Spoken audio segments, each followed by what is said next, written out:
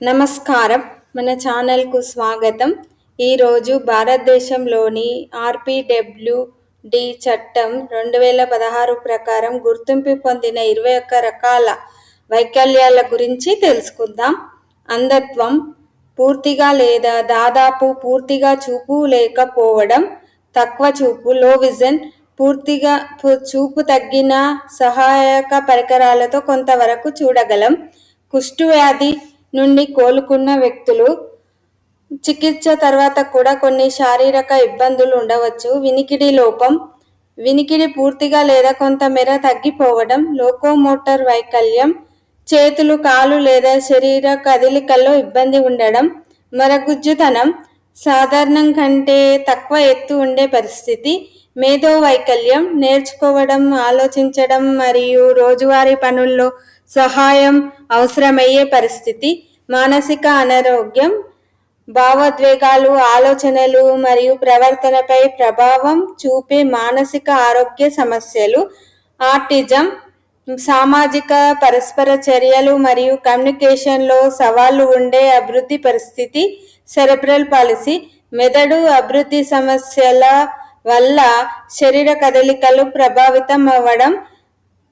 Muscular dystrophy, కండరాలు క్రమంగా బలహీనపడే వ్యాధి. దీర్ఘకాలిక నాడీ సంబంధిత వ్యాధులు, నాడీ వ్యవస్థను ప్రభావితం చేసే దీర్ఘకాలిక సమస్యలు. ప్రత్యేక అభ్యసన వైకల్యం, చదవడం, రాయడం లేదా గణితం నేర్చుకోవడంలో ఇబ్బందులు ఉండడం.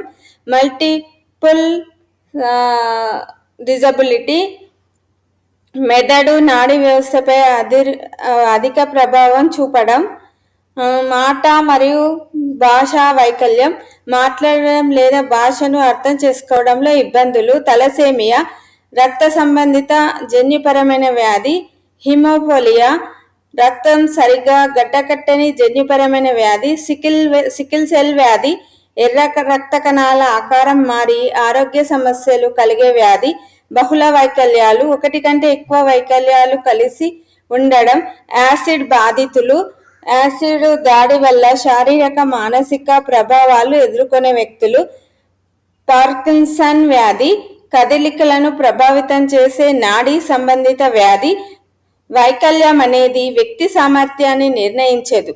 సరైన విద్య, చికిత్స, పునరావాసం మరియు కుటుంబం, సమాజం నుంచి మద్దతు లభిస్తే ప్రతి ఒక్కరూ తమ లక్ష్యాలను చేరుకోగలరు. ఈ వీడియో మీకు ఉపయోగపడితే లైక్ చేయండి, షేర్ చేయండి, సబ్స్క్రైబ్ చేయండి. ధన్యవాదాలు.